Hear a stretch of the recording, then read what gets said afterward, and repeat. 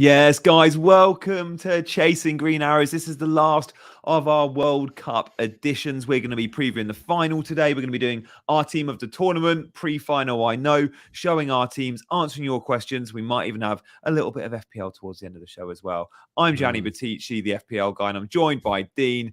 Dean, how are you, mate? I'm okay, but just looking at Steve in the comments there, 14k rank, not great, but something to do before we wait for the main event. That is ridiculously good. I mean, we were up in those echelons for a bit, but before the semis, I think halfway through the quarters, I started to fade. Steve, I'm down to the 200,000 now, 220,000 or something. And you're 4 points ahead of me, Gianni. So I don't know what that makes you. I mean, it could in this game, it could mean you're 100,000 places higher than me. I don't know. I think it makes me like 200k. So yeah, there's like barely anything between Steve, like that is quite great actually. Well done, mate. Yeah, that is impressive, Steve. Maybe it was the advice you gained from Dean and I. I'm not so sure. Nuclear Atoms is at 24k. I know he was having a bit of a worldie. He took a -9 and dropped 4k. Okay, -9 seems worth the risk, Nuclear, because you'll have those players playing in your final week now as well. So you'll have a strong squad, I expect. Punters on 21k. That is useful, guys. Nice. You lot are doing well. You lot are doing very well. Maybe they just had a little bit more patience than us, Dean. Like, I feel like we were doing all right, but there has been times, including ahead of the semis, where the app was down, and we just went a bit more of perhaps a casual approach and just went, I'm not going to go log onto my laptop. I'm not going to panic. I'm just going to leave my team as it is. We've done that a few times, haven't we, between us? I have, yeah, definitely. And halfway through the semis, couldn't make the changes I wanted. Just couldn't get into the app, and was like, I'm done. Like I can't put much effort into this right now. I wasn't in. I couldn't get to a laptop. I don't even think I know my password on the laptop because I've been on the phone for the whole tournament.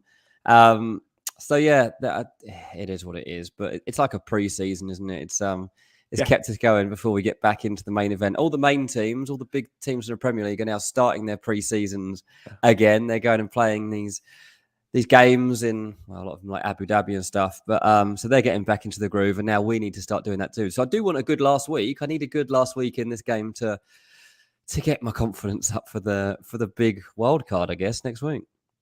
I'm the same. I think I'm going to have a little bit of fun this week. You'll see my team coming up shortly, guys, but I'm going big on a couple of teams and not necessarily the two teams in the final.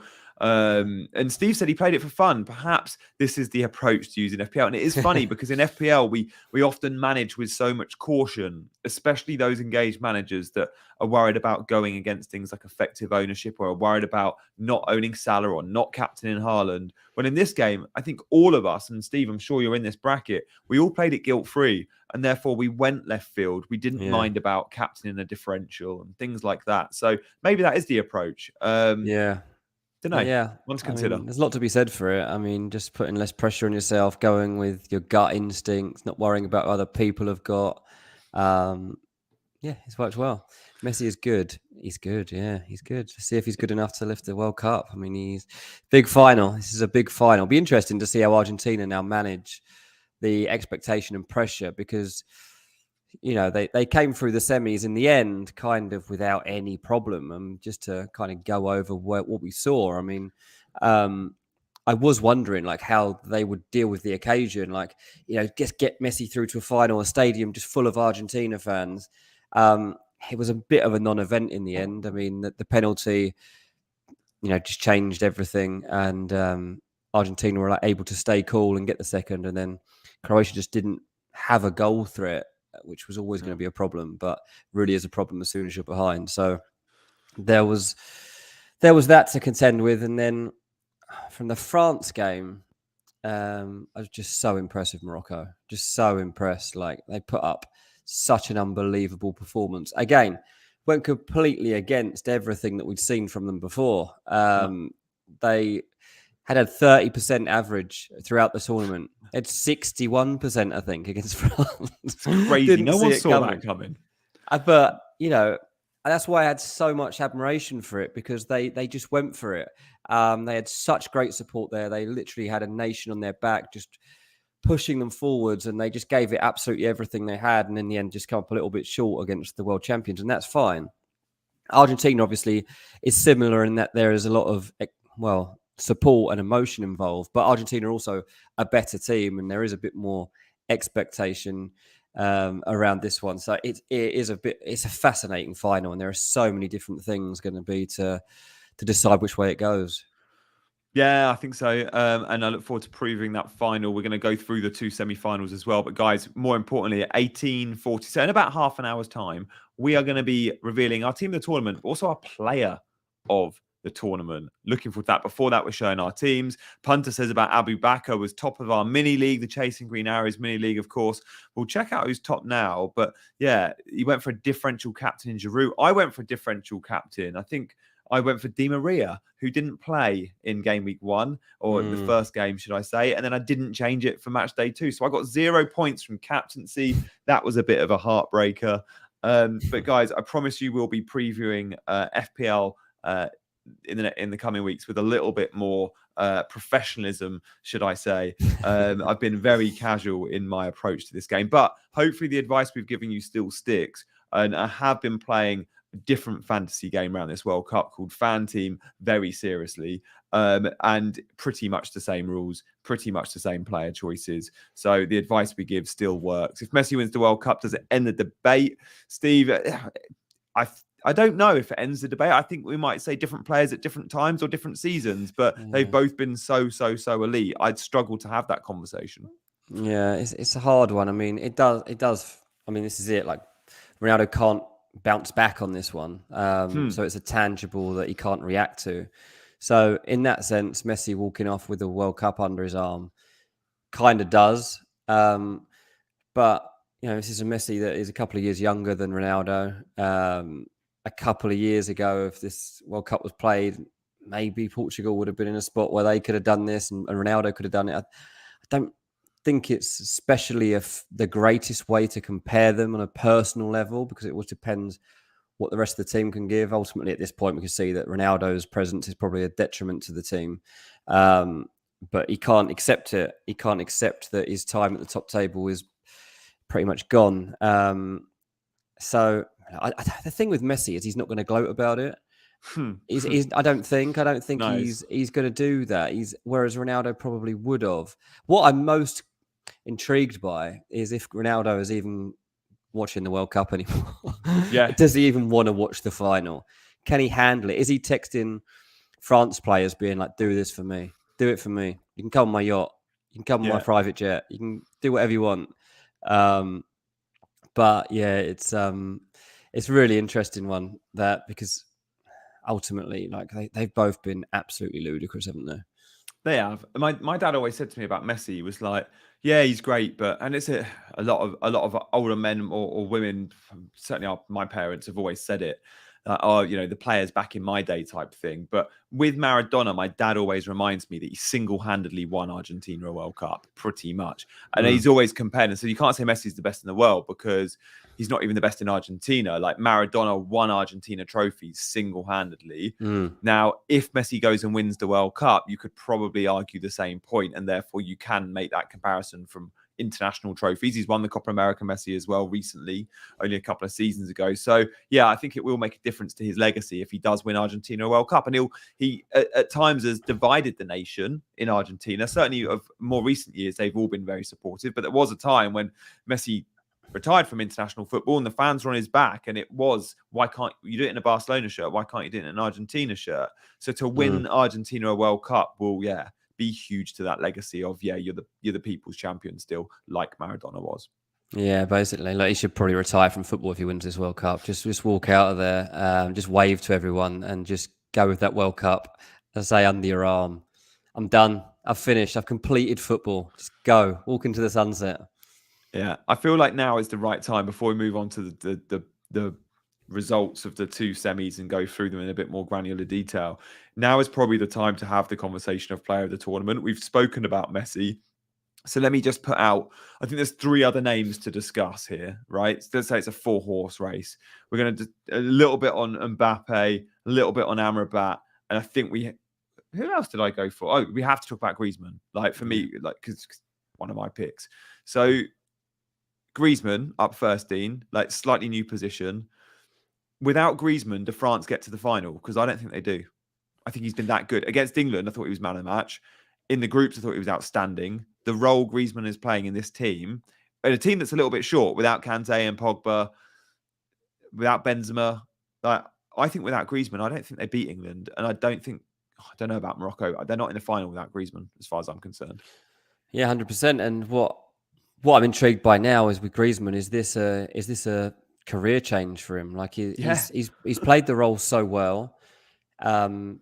He's basically doing what Pogba would have been doing at this tournament. Like that's what he's being asked to do, the role he's being asked to fulfill, and he's done it potentially better than Pogba would have. Like I know, like Pogba's done it brilliantly in the past. I don't know if he had managed to even get fit for this World Cup in time, if he'd have been ready to perform at the levels that Griezmann's hit during this tournament from that position. Never seen him do this before, and I don't know if Simeone would be brave enough to use him like this going forward. He's got the wrong manager to go back to, isn't he? He's got the wrong manager. He's got the number 8 shirt. He's basically a number 8 now. So that's he wears the 8 at Atletico, does he? Yeah. Does he really? I didn't know that. So he's 31. You know, maybe this is the player that he's becoming. I've loved it because I haven't been a big fan of Griezmann throughout his career, and I've been quite harsh on him at times. I didn't like it when he had La Décision. I didn't like it when he brought out that documentary, like I Am Legend or whatever it was called. It just felt all a bit too egotistical, and I didn't feel there was quite, obviously, like his career's been crazy compared to like most people in the world. I just didn't feel he was quite at the point where he should have been doing that. Whereas now, he would have been perfect. Like he'd got a bit more clout here. It would have been fine. I probably wouldn't have thought too much about it, but yeah, full respect to Griezmann. I personally think he is the standout candidate as player of the tournament. I think he should be player of the tournament. And if this is done professionally, they look at the performances throughout this tournament, then it's Griezmann. Griezmann wins that prize. Yeah, I tweeted earlier saying for me it's Griezmann or Amrabat, but it will be Messi or Mbappe depending on who wins it, as in wins the game. I got told that maybe it's decided before the game, which I find hard to believe, but maybe that's true. But okay, so Griezmann, we've done Messi. Guys in the chat, give us one word who gets it for you, but we're also going to talk a little bit about the other two. So Amrabat up next. Again, I'm not sure Morocco even get out the groups without this guy. He was that good. Like, how many lungs has he got?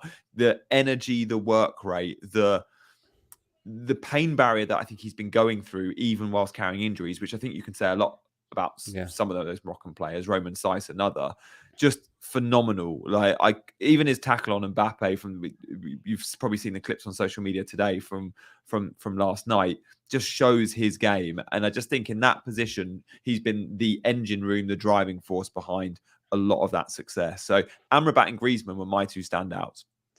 Yeah, absolutely. Like Amrabat's been ridiculous. Like if they'd got to the final, one of my concerns was like, what have this team got left in the tank? Because they've treated every game like a final, and they've put everything into just getting to the next game.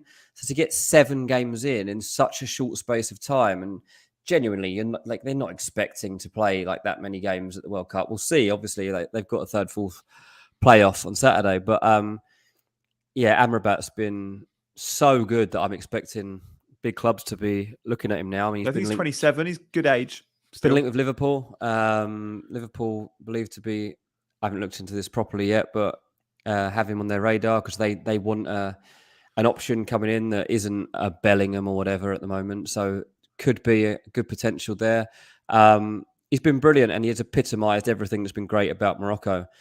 I mean, they're the walking dead at this stage, like you say. Like I don't know how they're getting out there. Like they're not sometimes. I mean, Aguerd, like I wasn't sure if that was like a trick or something. I thought it was a tactic. I was like, they just named him. So the other team's like, oh, he's managed to get fit. Like, oh, maybe we'll target him, do this, do that. And then game starts like, oh, he's not playing. Apparently he was ill, but it was a bit intriguing, that one. That was a bit strange to me. But yeah, a great World Cup from Morocco, but Amrabat in particular. Yeah, and so in the chat we got Punter saying Messi, although Punter's also said Griezmann, so I'm not sure which one you're going for there. Amrabat impressive says Tiffany. Jerry's saying Griezmann.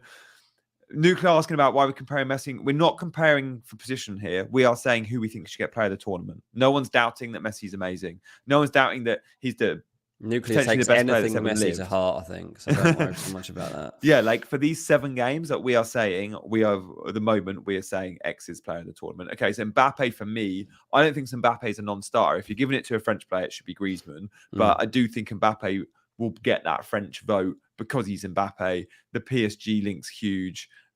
He's been amazing. Don't get me wrong.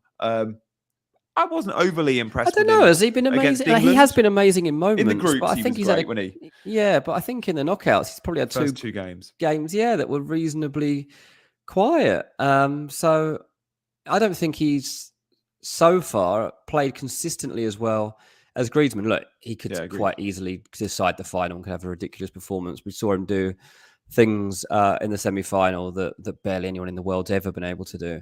So I totally understand that. But yeah, I've got to judge Mbappe by Mbappe standards. And if he's not doing it every game, then I know that he's just not on it. Yeah, it's fair. Harsh. Yeah, he set that bar himself. Yeah, he set it there himself. Victim of his own success, Kylian Mbappe. Okay, guys, we're going to move on now. So feel free to drop your words in, single word of who you think should be player of the tournament. Punters now on Griezmann and Amrabat. Thank you, mate. You're in agreement with me there. But we're going to move on to check out what we saw in those semi-finals ahead of the final. And then in 10 minutes' time, guys, we're going to be showing you our teams. And in 20 minutes' time, team of the tournament. Those 4 names that we've just been talking about, they're all going to be in our team of the tournament. So we've got 7 others. So Argentina, Croatia, that we can debrief a little bit, but we can also preview ahead to the final. Dean, what I found intriguing here was the system Argentina played. They kind of went with 4 relatively central sort of midfield players. I think McAllister was in there with Enzo, De Paul, and I think Paredes may have started as well. So it was kind of 4 central midfielders. And then it meant no wide forward in Di Maria. So it was a front 2 of Alvarez and Messi. And that front 2, that partnership looked amazing. They were very, very good. And I was super impressed with, as I have been all tournament, since we saw him even before he moved to City and Alvarez. But it turned out to be a fairly comfortable win because of the early goal, I guess.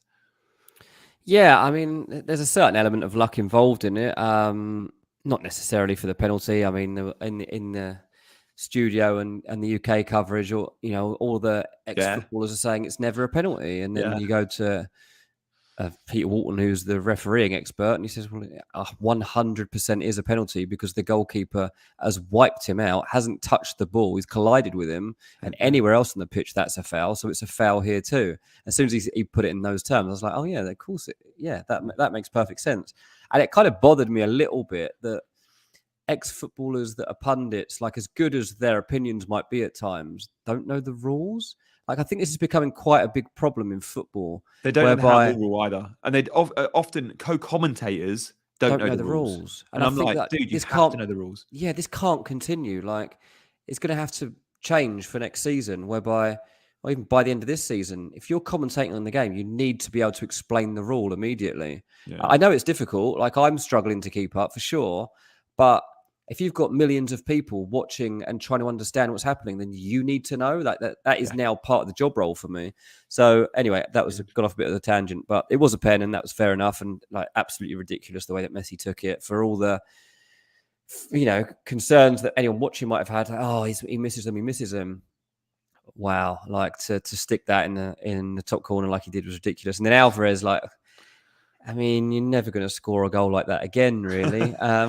Everything just dropped his way. Everything fell his way. Like, full of admiration for the drive he had and the determination. It's Aguero 2.0, though, isn't it? That's an Aguero sort of directness and ricochet. It is. And the pace he's running at, I guess he does catch the players off balance because he's so just going at them. But, the balls fall back into his path nicely. And it's 2-0 before half time, and it's game, set, and match. And there was never going to be any way that Croatia could come back from it. So it was perfect, really, for Argentina, and it helps them build some momentum, I guess. And it's been a funny tournament for them. I still don't know exactly what they are. I still don't know exactly how they play. Like France, I could tell you, I have a very good guess right now what their starting 11 will be and what their formation will be for the final. Argentina, I don't really know what they'll do here. Yeah. So Is it a that's midfield diamond and a front two? Does Di they'll Maria mix it come up back again. in? Like, who plays left back? Because he's been rotating there. The fullbacks, I think Molina's been really good. Yeah, I couldn't tell you what they are either, but they are winning football matches. And I don't know if they go into the final as favourites. I haven't checked the bookies' odds. Maybe someone in the chat can let us know who are. I imagine it's France. It's got to be France. It's going to be a close one. Yeah, it's going to be, the bookies will have it tight, but yeah, I wouldn't be surprised if they're France. I'm trying to get it up now, but so who do you think wins? Oh, they're both 7-4. They're both. It says they're. On mine they are anyway. So yeah, on this app I've got up, they're both 7-4. So there isn't much between it. I mean, I don't know who I think is going to win. Honestly, I don't have a strong opinion either way. All I know is that game they played in the last World Cup, which was 4-3, was an absolute classic. Yeah. And look, we rarely get World Cup finals that are classics like that. They're usually tight, cagey affairs. And I think this game probably goes to extra time off a bit of a cancelling each other out draw. Maybe, yeah. I think just looking at what France have been doing, they haven't played that well. Obviously, they've played well, but like they're not setting this tournament on fire by any stretch of the imagination. Maybe they're saving the best till last. Maybe they just know what it takes to win. That's probably why I give them the edge in this game, because of the mentality they've got. I know Argentina came into the tournament with like a 36-match unbeaten run behind them, but France, reigning champions, they want to create history. They want to win it back to back. They've got a team full of people that win trophies consistently and are playing in like the very best teams in the world. And I just feel like they have the edge. Then on the other side of it, I know there's the whole Messi factor and that he could easily decide it on his own. But for France, I just feel like they're doing enough. And even if they aren't playing well, they still believe that they're going to win. And I think that that's probably what's most impressive. In the Morocco game, I think that game probably opened out differently to how they would have been expecting. They got the early goal, which they would have been aiming for, to try and silence the crowd a bit. But then they had to deal with a threat that they wouldn't have known was coming, because Morocco put so much emphasis on attack. And they had to deal with that, and they did, and they got a second. They got two unlikely goal scorers. I mean, I think that's something to bear in mind too for the final. We're all like, who's going to score the winner? Mbappe or Messi? And it's like, it doesn't always happen that way. Like, I know in the Argentina game, it was predictable scorers. In the France game, it definitely wasn't. But yeah, it's just led us into really the most fascinating final we could have hoped for. Yeah, it's the final that I think FIFA will be very happy with. And look, fans all over the world will be tuning in for this one and what we hope will be a bit of a classic. Guys, I've got a bit of a quiz question. Now, I want to give you a quiz question, but I need to see a little jump, a little increase in the amount of likes on screen. So if I see that number 11 ticking upwards in the next 10 seconds, I will ask what is going to be an amazing quiz question that Dean and all of you guys in the chat can take part in. And I think it's going to take us a little while to get there. So if I see that number 11 ticking up, please do hit that like button for my quiz question coming up in the next couple of minutes after the quiz. I hope we're going to have our team reveals, and then we're going to be doing team of the tournament. I've also got a little bit of FPL. I've seen a like. Here we go, Dean. Right. Do you know the answer to this? If you do, then give me one of the two. So since 1982 in the World Cup final, there have been appearances from players from two clubs in every World Cup final since 1982. Which two clubs have had a representative take part in the World Cup final? And they will again in 2022 in Qatar on Sunday. Which two clubs in world football, club teams, have had representation in every World Cup since 1982? Do you know one of the two? I'm guessing completely. Go on, give me a guess. And guys in the chat, get your guesses in as well. I mean, I'm just going to go Barcelona. That's going to be my guess. Is it right? No. Oh. No. I'm trying to think of... I was like, Barcelona and Madrid are going to be my two guess. I can't... My mind doesn't work fast enough in these things to go back through all the finals, but... Punter said Liverpool City. No. Colm says Real Madrid, Barcelona. No. I'll give you a clue. One of them is in... Don't say West Ham. No. Well, they've got representation in the Argentina-France game, right? So that could be a little clue.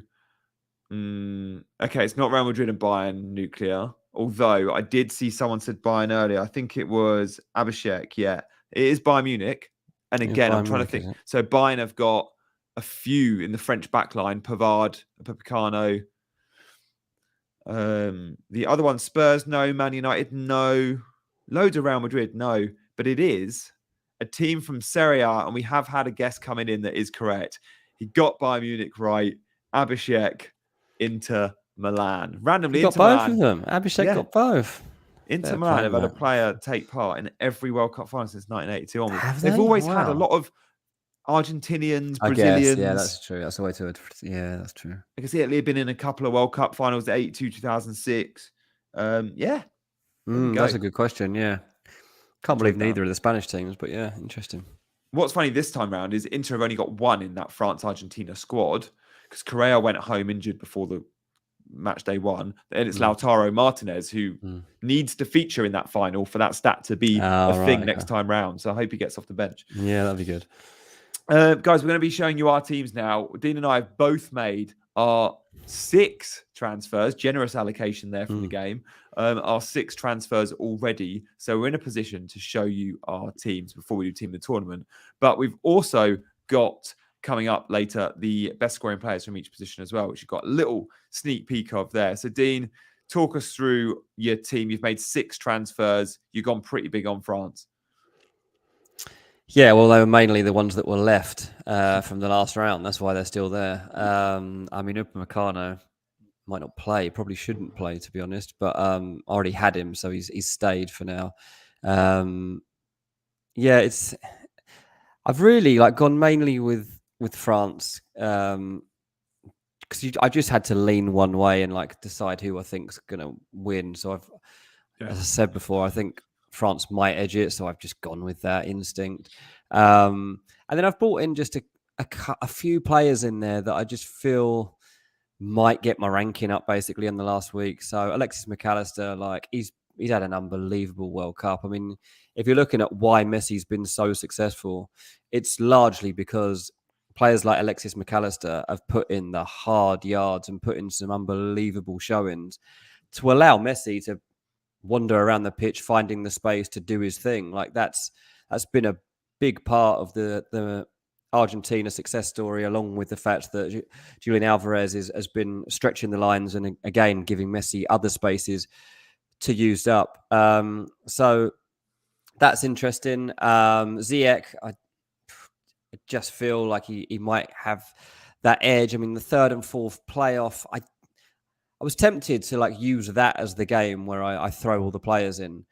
My issue with it is I don't know how seriously they're going to take it. I don't know how many players are fit anymore. I was looking at Morocco, obviously, in the last game. I genuinely don't know how many of this lot are going to make it out to another match, especially knowing that they've all got club football starting again soon. Yeah.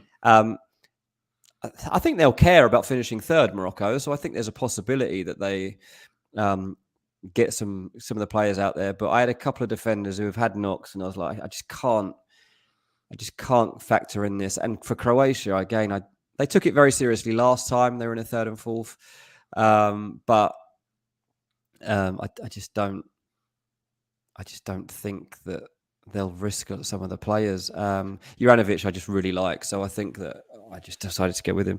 So yeah, I've just taken a punt on a couple, and then waited to see what happens. Abhishek, you're right. We could have waited, but we wanted to get show, would it? Yeah, exactly. We wanted to get our teams in for you guys. Yeah. And look, maybe you could say you could have done your team to not gone confirm and just drafted them. But the ranks we're at, we're really not too bothered. Also, Dean and I both got young families. On Saturday afternoon before the lineups, we might be out. It's Christmas is coming. I'm playing football, so I'm not actually doing a family thing. But yeah, I'm not going to be there to I 100%. I will not even be watching that. I think I'm actually going to Fulham West Ham on Saturday. So nice. So I won't be watching the third and fourth playoff. There are very few games in football that really don't appeal to me, but games like that tick the box. I just even if England are in it, I don't care. It doesn't mean anything to me. But it will mean something to Morocco, though, as you say, because I think they've got all those fans there, which is why I've gone big on Morocco, I guess. Yeah, I'm interested to see who you've picked because the risk that you've got is who's fit. Yeah, Well, and you have again, gone like big. You've got a size. Morocco team. Yeah, and like I look at that back line. Well, two of the three have had big major flags over their fitness. I'd expect Yeah, Hakimi to start. Buffal always comes off, but I think he starts. Ziyech, yeah, I'm confident there. But I've gone big on a Morocco clean sheet. I have also gone Perisic because he's just slim pickings in midfield, as we say every week.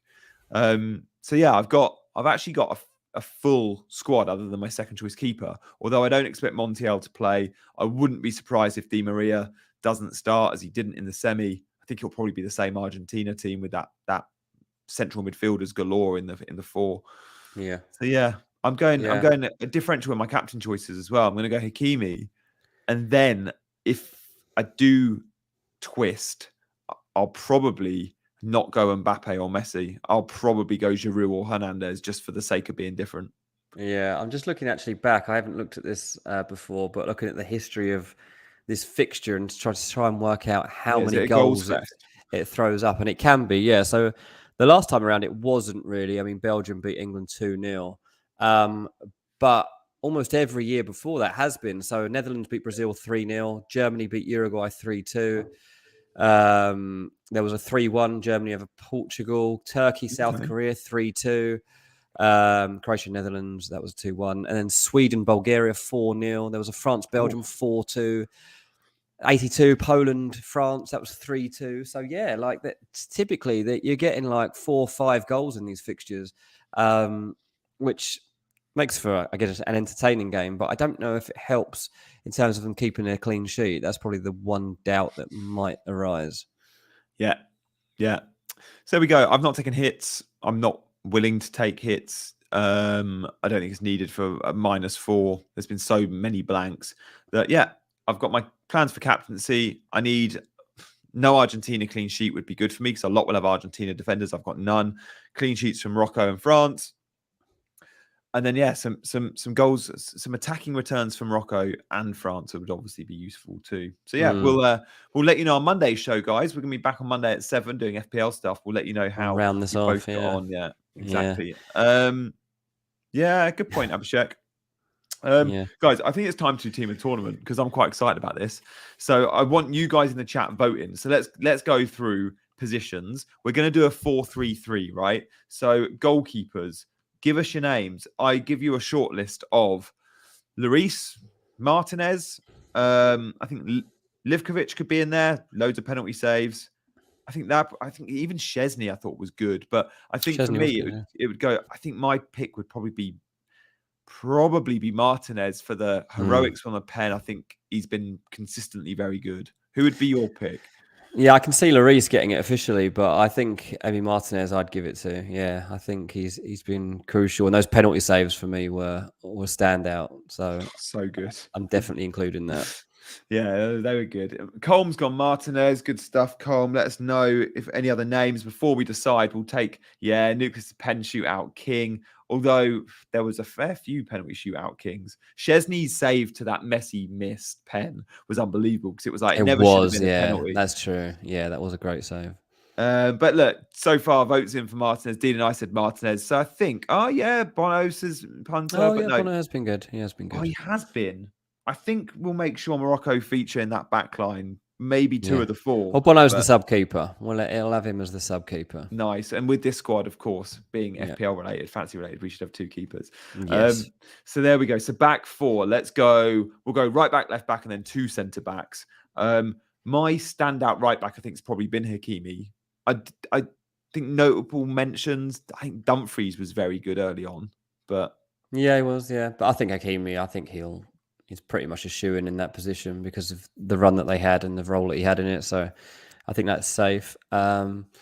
Over at left back, I mean, he wasn't even starting the tournament, but Teo Hernandez yeah, probably done pretty well. I'm trying to think who it's would the be. attacking threat as well. Yeah, I'm trying to think who, especially from a fantasy point of view, would have been challenging him. Not sure there would. I think Teo probably. Do you think he's got that spot nailed down? I think so. I feel like there's not been a huge amount of standout left backs. I mean, The Argentinian left back's been changing quite a bit, hasn't it? We've seen Tagliafico come in and play the semis, but before that, he was he was out. I don't know. I don't know who would be my standout left I think back. Hakimi and Hernandez at fullbacks is fair. Pretty useful too if they're in the same team, isn't it? Yeah. Centre backs.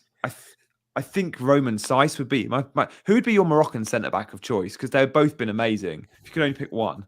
Yeah, probably Saiss. Yeah, I think I Or would did we go look at Saiss. both of them? Should they both be in? Well, then you'd be overlooking Gvardiol, and I think that'd be very harsh. True. Like, even though Gvardiol got the runaround in the end from Messi, Who hasn't had the most people runaround have from had that in Messi? their life. And as a defender, you need that on your Yeah. CV. You need to be was given the runaround by Messi, survived it, came through it. I'm Yeah. okay. Yeah. And he beyond that, he's had an immense tournament for a 20-year-old. So I think I would probably.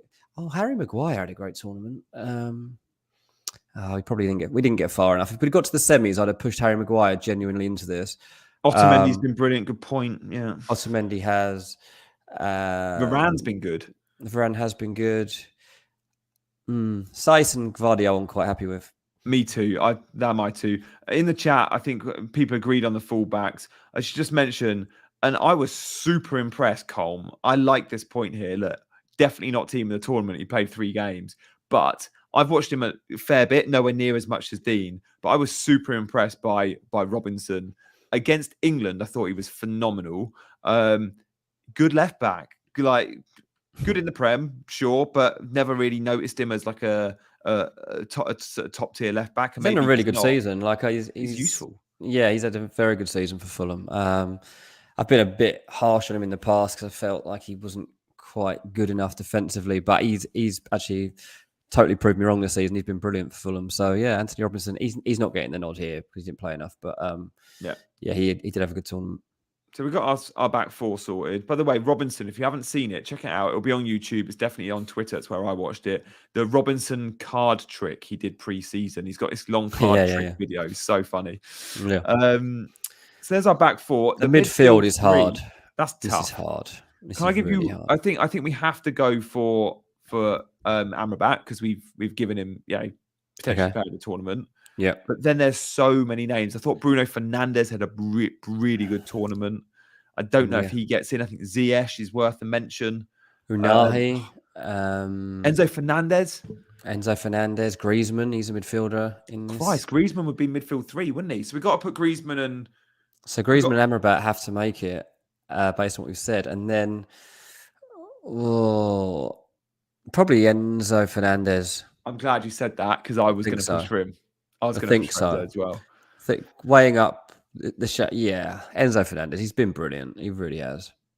Would we look at any of the Croatians? Colm said Modric. I think Kovacic and I think Brozovic have been actually even better than Modric. They were really good, but I don't think they stood out enough to nudge any of those guys out of the lineup. You're talking there about 3 players who really could give themselves a case for being player of the tournament. I don't think any of the Croatians quite hit that. Yeah.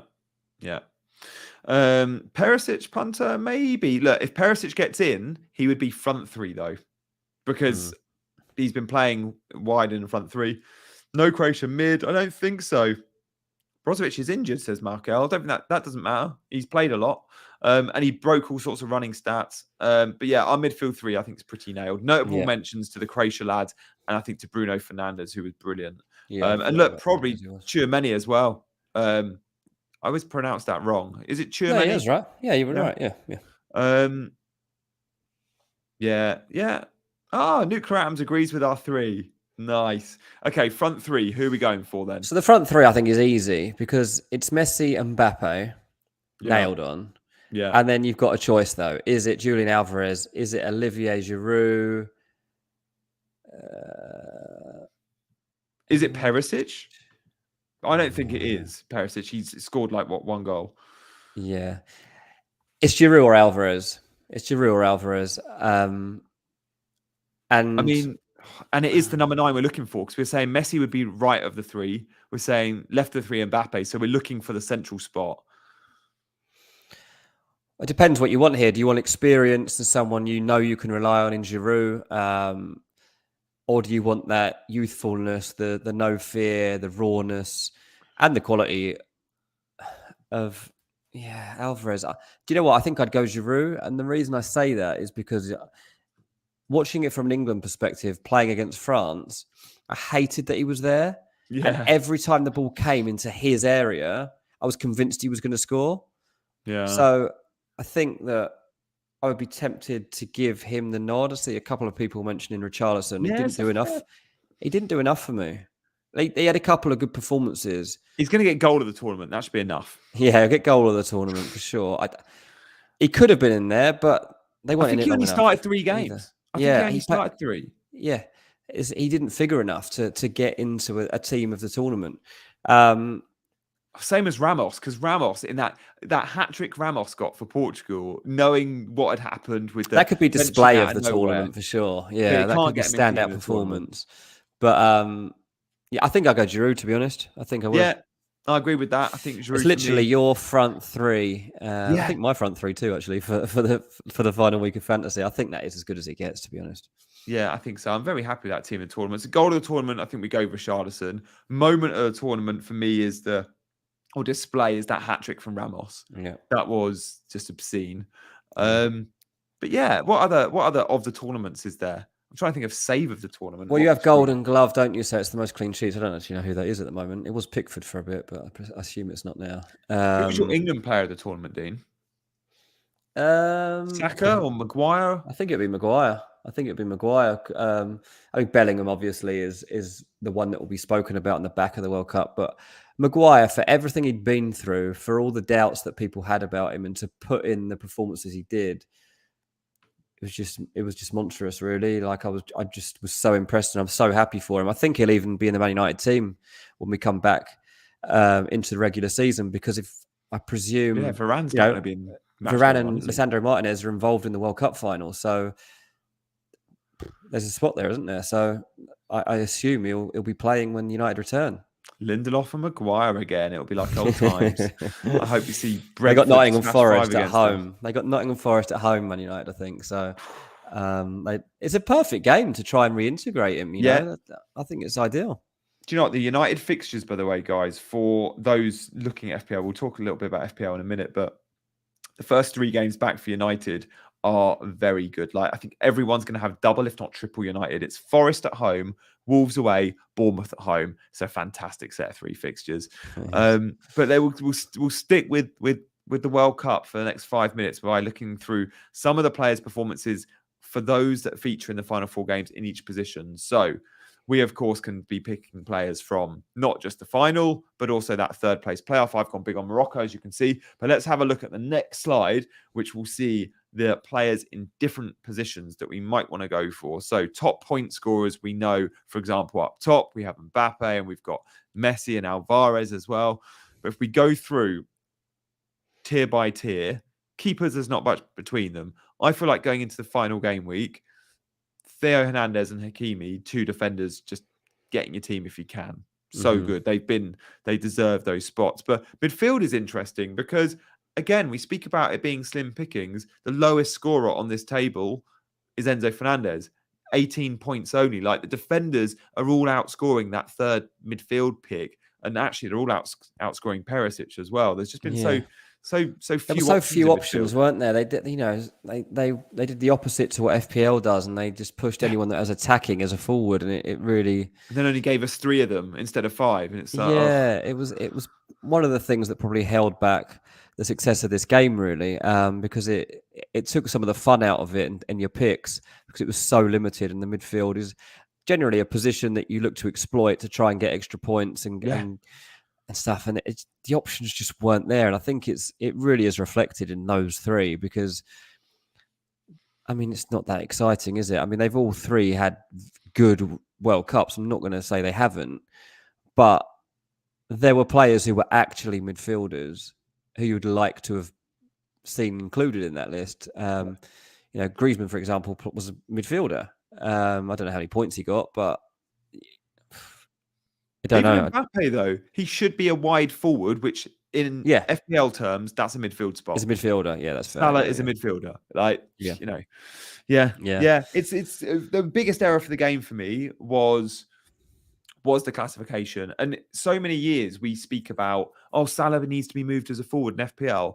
Well, just so you know, guys, this is what will happen if we move all those wide forwards to striker spots in FPL. Then the game would have to give us more striker positions because 3 isn't enough. We all had Messi and Mbappe every single week, and it gave us 1 spot to play with. So if we wanted to go Sergio Ramos or Giroud or Alvarez, we couldn't really do that. It was a real shame. So I just feel like I hope this silences the noise for appeals for the likes of Salah to be moved to a wide to a striker spot in FPL, because I think it's bad for the game if you can only have 3 forwards, and if all of those midfielders are listed as forwards, it's an issue. Yeah, absolutely. Yeah, I mean, I think this is one of the reasons we'll all be so excited to get back to FPL next week. Like, I'm sure everyone's been checking their app in the last week or so, just starting to refresh their memory, remind themselves what their team was, see what they want to change going into the restart of the Premier League, and just having like proper decisions to make in midfield is going to make such a difference to us all. Yeah. Guys, get your questions in. We'll do a couple of minutes on questions before we turn our attention, before the end of the show, to FPL. But for now, if everyone has got any questions about what they're thinking about doing with transfers or captaincy for this game, now is your time to get them in. Thank you so much for the chat. We haven't been able to read out every comment, but I've been following the conversation from Punter and Nuclear, from Manish has joined, and Abhishek as well. Thank you for all being so engaged in the chat. You've kept Dean and I entertained in there, Colm too, and Tiffany as well. For those watching, please do hit that like button, and if you haven't already subscribed, please do subscribe. Dean, I haven't mentioned it, but have you noticed on my pool table all of these empty photo frames? Yeah. So tomorrow is my birthday, and happy birthday. Thanks, mate. And I never know what I want. Never. And I'm always like, we just go out for a meal, and I'm like, yeah, that's my present. Don't buy me anything, because I never like what I get.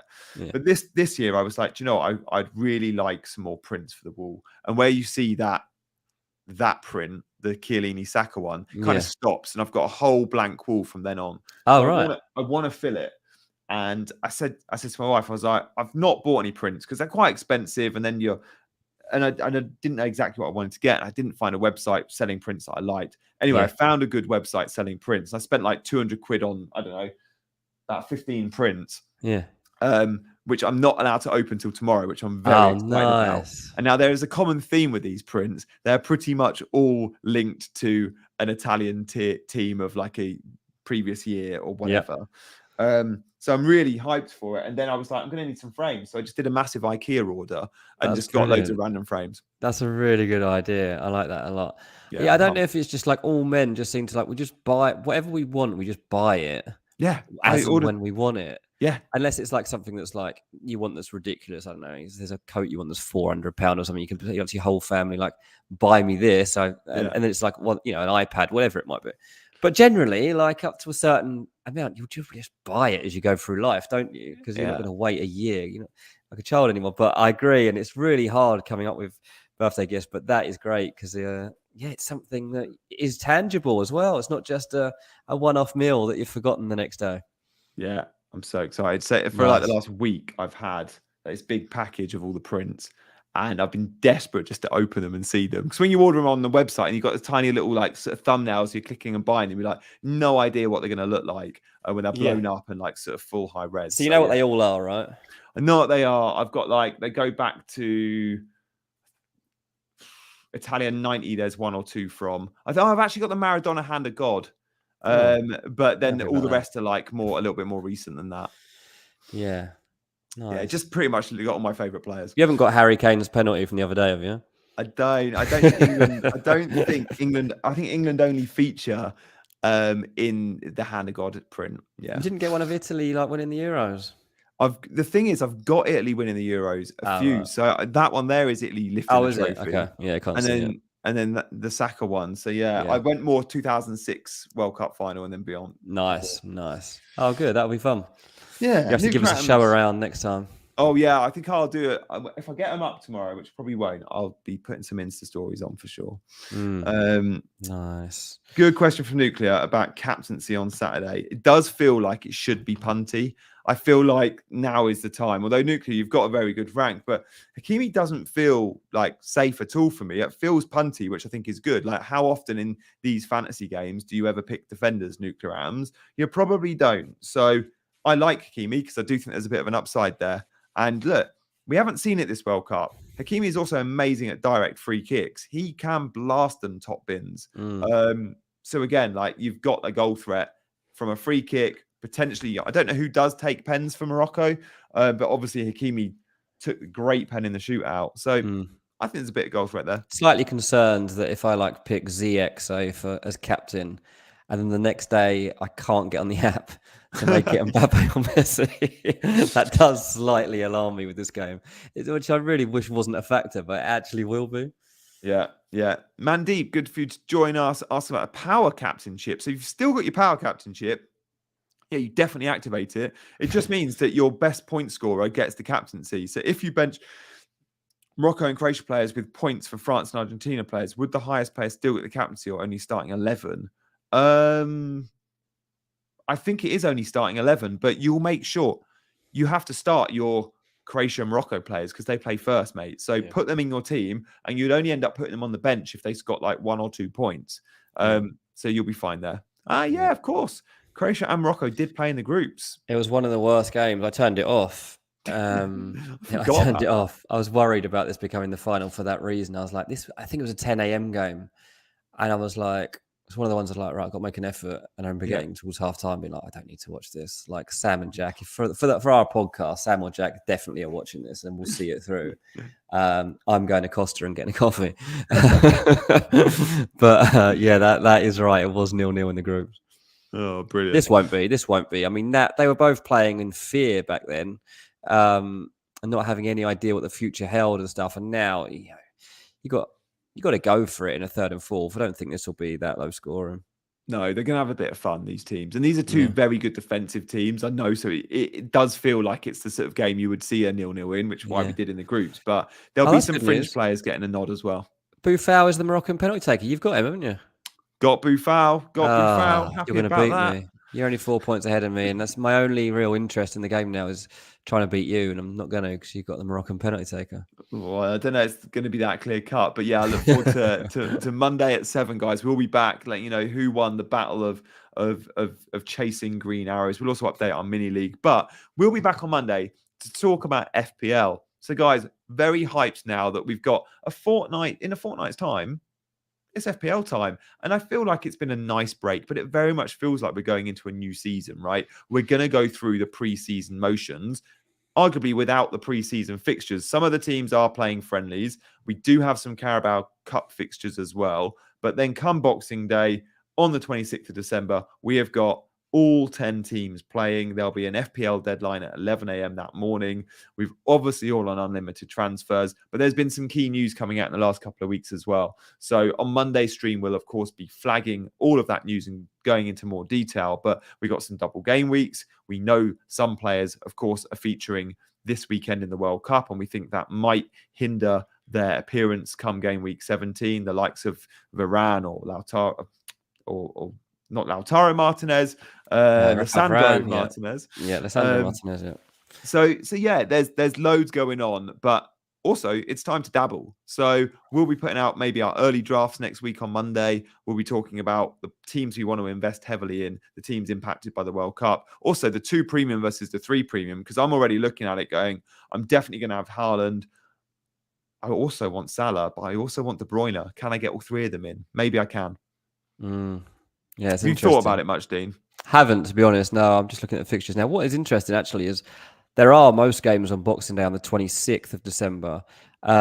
Leeds v Man City is on the 28th of December. So that's 2 extra rest days and 2 more on the back of the World Cup. It's an extra 2 days for players to potentially have come back. So, anyone, I'm trying to think off the top of my head that might be affected. I don't know, Julian Alvarez, maybe, I don't know.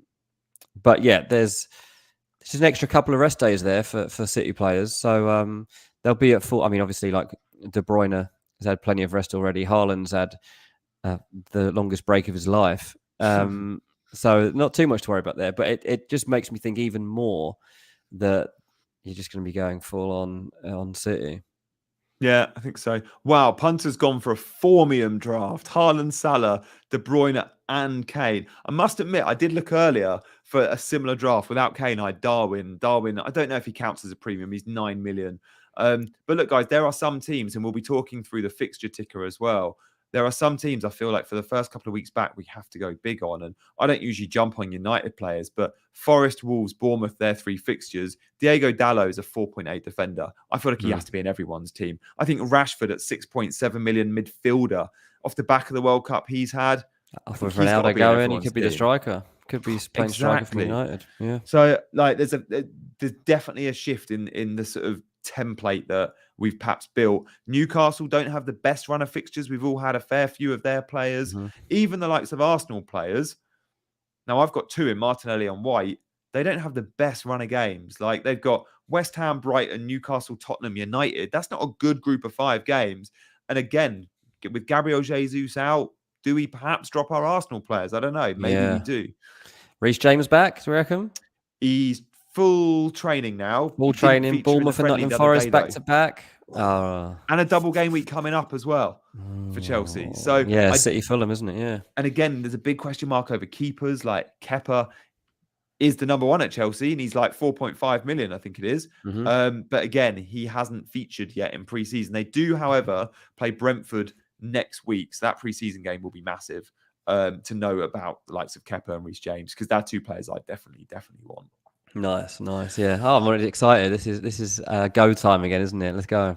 I think so. And look, this is a game that we know what we're getting with. We know there's not going to be the same sort of glitches. We know all the positions. We're happy with it. We know the player prices inside out.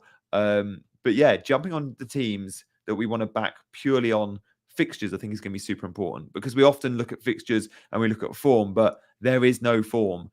This is like a new season now. I don't think we can look at game week 16 and go, oh, they were good back then. I feel like this is going into a new season. And with that, you have to judge everyone kind of with fresh eyes. Fresh lens, yeah. No, I agree, yeah.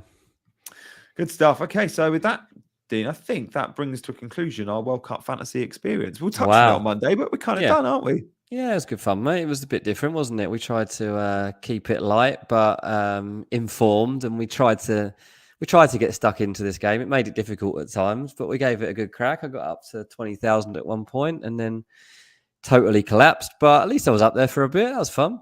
It was nice to reach those dizzy heights. Yeah. And it was lovely to have so many with us throughout this, not just tonight's stream, but for the last month. So thank you guys if you've been watching this stream over the last couple of weeks. We've really enjoyed having you, and we're looking forward for you to enjoy the experience of FPL with us. If you haven't followed our FPL streams, then we do them every week on a Monday at 7 and a Friday at 7. And it'll be back to business as normal next week. So we look forward to seeing you then. We thank you for watching us for the last few weeks. But for now, guys, he's been Dean, I've been Gianni, and we've been chasing World Cup and FPL Green Arrows.